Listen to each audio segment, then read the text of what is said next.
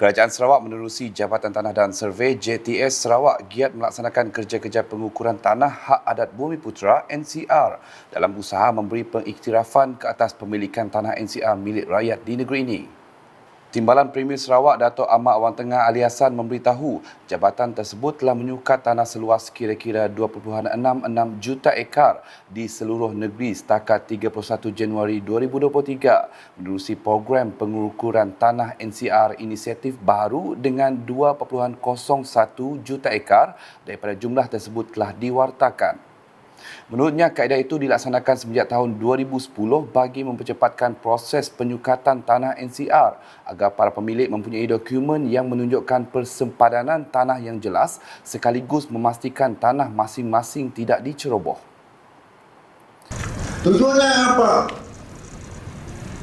Tujuannya ialah untuk menentukan hak pemilikan rakyat itu supaya ada ketentuan dari segi sempadan kawasan kita. Ini adalah milikan kaum ini, kumpulan ini, dan tidak ada konflik di antara satu kaum. Dan ini juga membolehkan kita merancang untuk membangunkan tanah ini. Semada ianya untuk dibangunkan secara individu atau secara berkelompok atau secara kerjasama dengan syarikat-syarikat yang akhirnya akan dapat meningkatkan taraf hidup kita.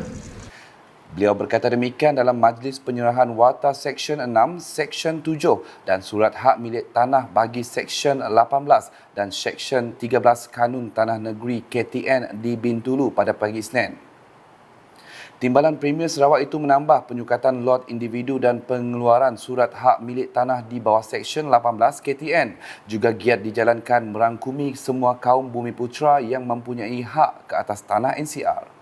Manakala beliau yang juga Menteri Sumber Asli dan Pembangunan Bandar 2 berkata, program pengukuran kampung tradisional turut dilakukan sebagai usaha berterusan untuk memastikan jaminan hak milik ke atas tanah bagi kampung-kampung yang telah lama wujud sama ada yang telah diwartakan mahupun sebelum diwartakan sebagai Rizab Komunal Bumiputera Seksyen 6 KTN. Dalam pada itu, Dato' Ahmad Wan Tengah menyeru kepada setiap ketua masyarakat dan ketua kaum KMKK serta pemilik tanah NCR agar memberikan kerjasama penuh dengan Kerajaan Sarawak supaya program-program penyukatan dapat terus dilaksanakan dengan lancar.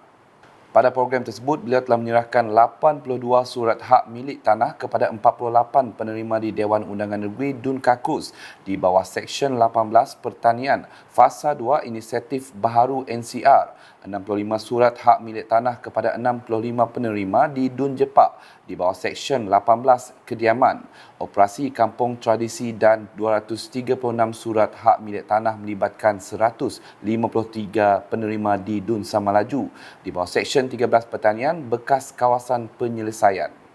Itu diagakan adalah Warta Rizab Komunal Bumiputera Rumah Panjang Seksyen 6 KTN kepada 6 penerima melibatkan 1 rumah panjang di Dun Kakus dan 5 rumah panjang di Dun Samalaju. Warta Rizab Komunal Bumiputera Pertanian Seksyen 6 KTN melibatkan 1 penerima di Dun Samalaju dan Warta Rizab Komunal Tanah Perkuburan Seksyen 6 KTN melibatkan 1 penerima di Dun Samalaju, manakala 3 penerima di Dun Kakus pula diberikan Warta Rizab Kerajaan Rumah Panjang Seksyen 7 KTN.